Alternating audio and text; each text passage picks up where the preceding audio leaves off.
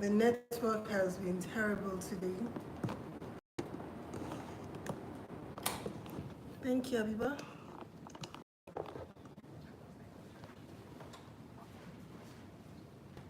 So I'm just going to take a few minutes to set up my IG live feed and then we can start.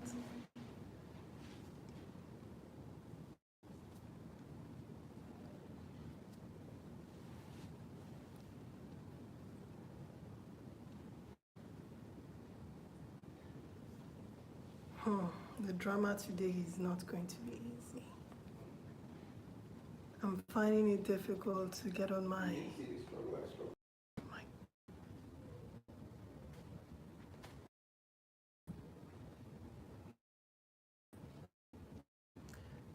connection. I think it might happen. I can't decide. Is it so bad? It's very bad. It's not even coming on. There were like 5 minutes when YouTube refused to come on for me. But Instagram was okay. Throughout.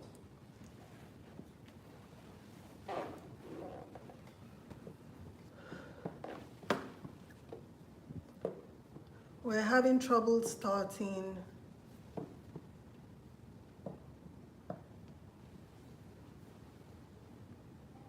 So hello everyone, welcome to Life's Journey with Benedicta. The network connectivity issues that we're having today seems non-ending. So if you are live with me on my YouTube, maybe we can just start while we wait for the eye. It's almost impossible. Let me just try one more time.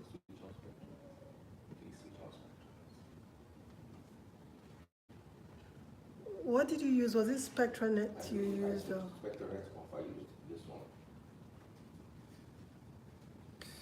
Do you think SpectraNet will be better?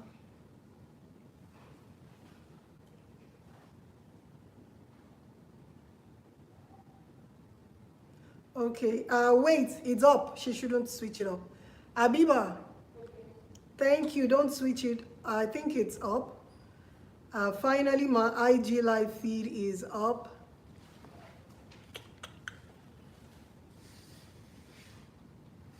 You've started a live video. Hello, Henry the Great. It was Herculean trying to get my IG live up, but we're up. And I'm live also on my YouTube channel. And I'm live on my Instagram. I'm really going to make today's topic brief. I'm not going to dilly-dally. We're just going to go straight to the point because the network is a bit erratic. So welcome to Life's Journey with Benedicta. If you are joining us for the first time, subscribe to our channel. It is www.youtube.com/tastebudzng. This is Life's Journey, and on this channel, we also have loads of cooking videos for you. So don't get confused. This is Life's Journey. Life Journey is live on youtube.com/tastebudzng every Saturday. So on today's topic, we are going to be discussing intimacy avoidance. Intimacy avoidance. What is intimacy avoidance? How do we identify intimacy avoidance? What can be the probable causes of intimacy avoidance? Why do people avoid being intimate with their partners, with their loved ones? Could it be intentional? Could it be as a result of a scar from the past?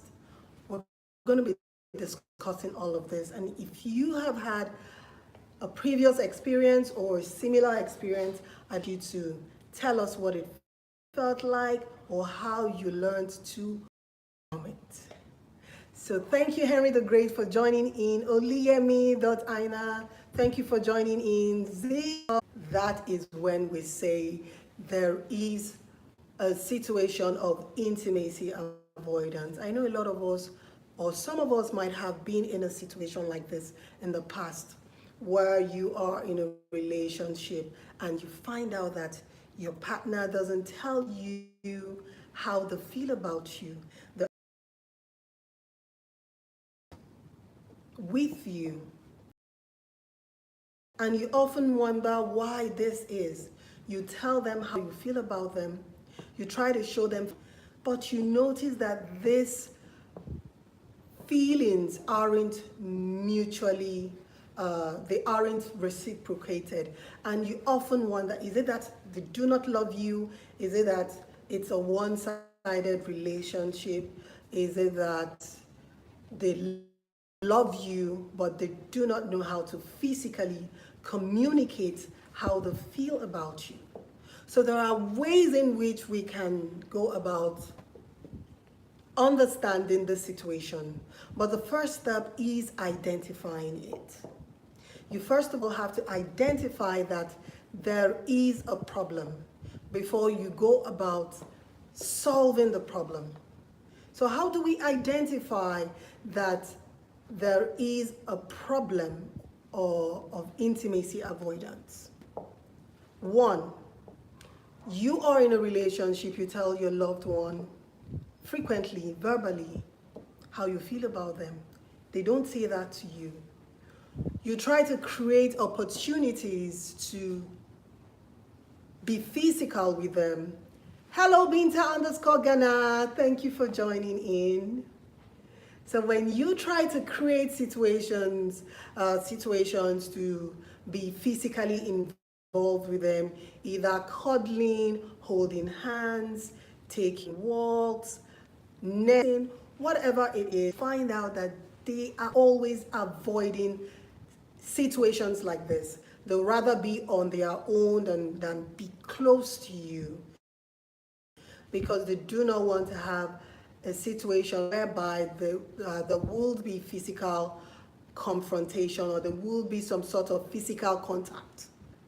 So when you notice that your partner is constantly trying to avoid you, that is because they do not want to be physically involved with you. And when you bring up discussions, you try to talk about your mind's truth with them. You try to talk to them about your feelings, and they do not want to hear you out. They don't want to know how you feel. They don't want to talk about things that are intimate to them. They don't want to share it with you. That means they are also avoiding emotional intimacy. I would like us to understand intimacy. Physical is when you try to taste on listener, but your partner isn't. You can't even stand you touching them or sharing those intimate moments with them. So we have to start weighing the scales when it comes to our emotions in the relationship that we are in. It will help us, it's going to do us a world of good. There isn't any reason why we should be in a relationship that we are not intimately connected with the other party. Binta_Ghana said, finding the touch repulsive is a major indication of trouble in paradise. You couldn't have said it any better, Binta. It is trouble in paradise when you can't stand your loved one touching you. You find it repulsive. Why would you be in that relationship? Some of us see the right. We are held on ignored sign. We are so desperate to be in that particular relationship. So the person begins to treat you like you aren't anything. Some of us are in a relationship with narcissists. The best things that happen to humanity. So all you end up doing is running after them, trying to please them, trying to worship them, trying to do everything, but they can't stand to touch you because they are just in love with themselves. They are so in love with themselves that they believe they shouldn't allow themselves to be touched by you or anyone. So the question is, what are you doing in that type of relationship? We should begin to read the signs on the wall, and we should begin to tell ourselves the truth. In every relationship you find yourself in, you should be able to know if you are mutually in love with each other. Because if you are, there shouldn't be any issue of intimacy avoidance to the point where you find the touch of a partner repulsive. That trauma with the lady who did not address the issue has put up barriers. This should have been discussed beforehand. Exactly. If you know that you have been in an abusive relationship sometime in your life and you now find yourself in a loving relationship, or you find yourself in a new relationship that you want to nurture, it is only proper for you to have a sit down with your partner. Talk to them intimately. Tell them where you are coming from. Let them understand your past. Let them understand your difficulties. Let them understand what life has dealt you. That way, your partner, if he or she truly loves you, will be able to understand and help you to come out of that situation where you can't freely be intimate with the person you love. Because in most cases, you end up being in love with this person. But because of your previous experience, you are unable to show them just how much they mean to you. You are unable to show them just how much you love them. So it is very important that you have a sit down, discuss these things with your partner, and let them help you. Sometimes the trauma is so severe that you might need a therapist. You might need to see a therapist that can help you, talk you out of that phase of being hurt and not wanting to be in a healthy relationship. So you will be able to go on with your life in future should you meet someone else that you would genuinely love to be in a healthy relationship with. Because don't get me wrong, some people do not know how to express it. They do not know how to show it. And their partners might now begin to think that they are avoiding them intimately. So learn to discuss your past problems. Learn to discuss your scars with your loved one so they can help you. Do not share the same sexual orientation. One party is pretending to share the same sexual orientation as the other party. You are going to be faced with intimacy avoidance. So we have discussed 3 major causes of intimacy avoidance today. One is scars from the past. If that person has been scarred, when I mean scarred, maybe physically abused in the past, and as a result, build walls and they do not want anyone to come too close to them. 2, if your partner if your partner is not genuinely in love with you, they are just dating you for the wrong reasons. Maybe for a promotion in the place of work, maybe for some contracts, maybe just to be in the it clique, to be seen in the it circle. That's why they're dating you. They aren't dating you because they genuinely love you. Then you'll find a case of intimacy avoidance. 3, if you are dating a partner that doesn't share the same sexual orientation as yourself, find him or her avoiding you intimately. And remember, we have 2 types of intimacy. We have the physical intimacy and we have the emotional intimacy. And for most marriages to work, there has to be a combination of both.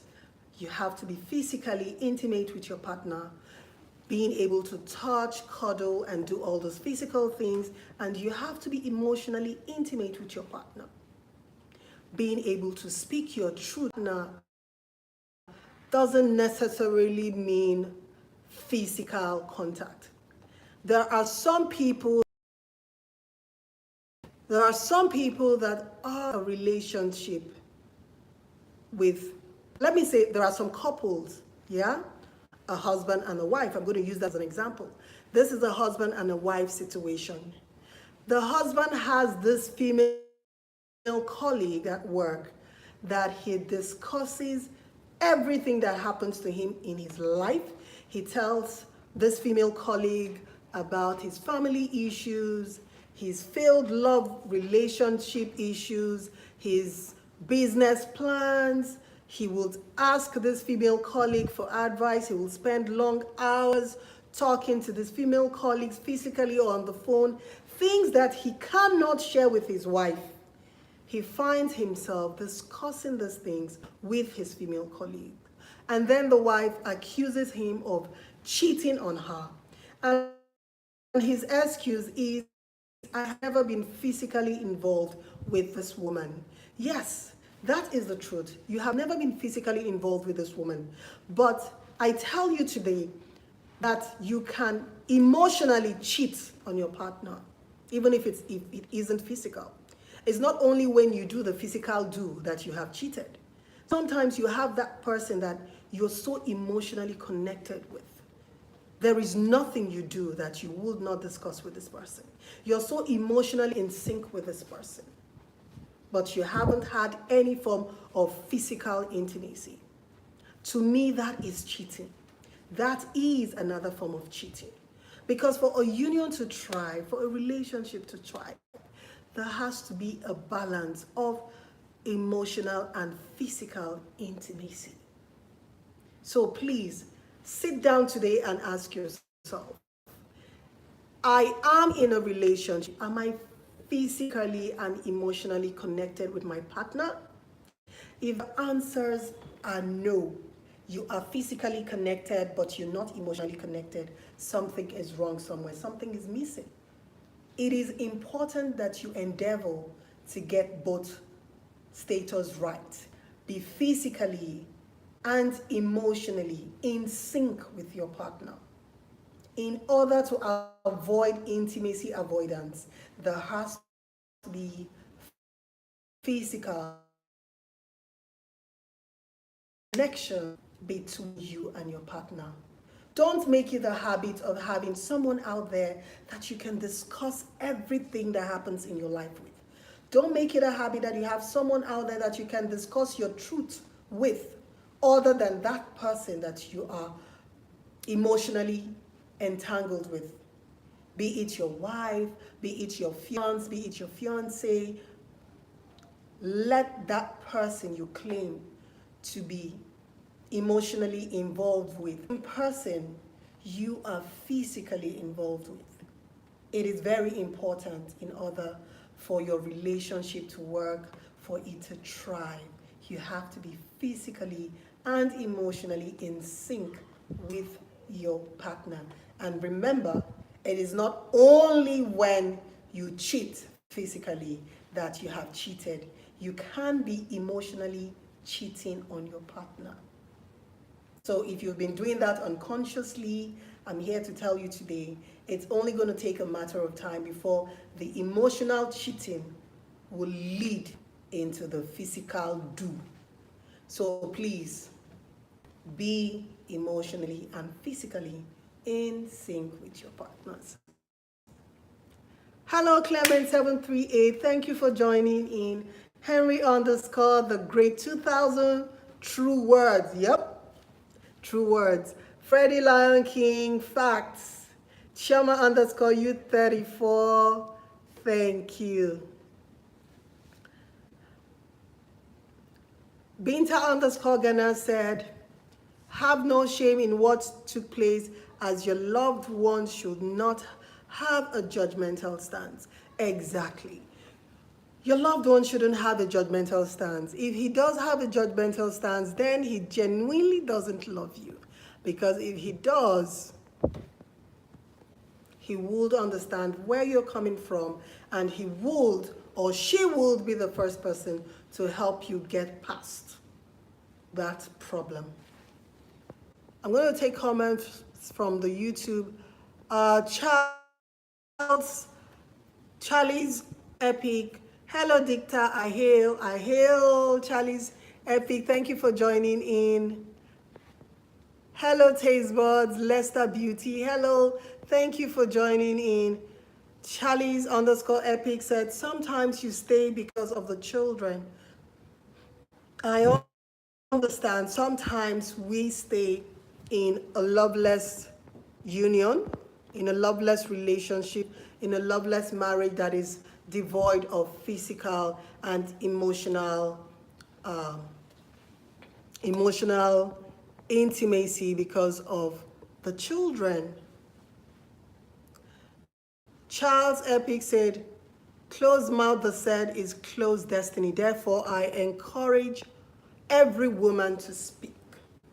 Exactly. Every woman is encouraged to speak, and every man is also encouraged to speak. Please, men and women out there, do not get entangled with partners that you do not share the same sexual orientation with, because their touch is going to be repulsive to you. Their hugs is going to be something you cringe from, because that is not who you are. And no man or woman is worth being punished that way. So please, let us learn to be involved with people we find physically attractive. If you do not find someone physically attractive and you do not like their persona, you do not like anything about them, you only want to date them for the gains, I would advise you to desist from doing this. This is witchery. It is witchcraft. It is evil. It is despicable. If you do not genuinely want to be with someone because you love them, do not be with them. So there wouldn't be issues like intimacy avoidance. We can relate and we can help our partners to come out of it. But if it is as a result of you just dating them for some financial gains, please, it is witchcraft. It is not until you bring out a knife and you put it in somebody's heart that you have killed the person. You can also kill someone by being deceitful to them. Life should be easy. We should live life, love to love someone, and be loved in return. So thank you all for joining in, and I'm so happy the network provider stayed true for me. It's been very erratic today, but I guess I got lucky eventually. So thank you so much for joining in. And remember, this is Life's Journey with Benedicta. We're here every Saturday. Don't miss our next week episode. And if you haven't caught up with our past topics, I would like you to go to our YouTube channel and watch our previous episodes on Life's Journey with Benedicta. There are so many things you will learn from it, and there's so many things we would love to hear from you. Tell us about your past experiences. There might be someone out there that would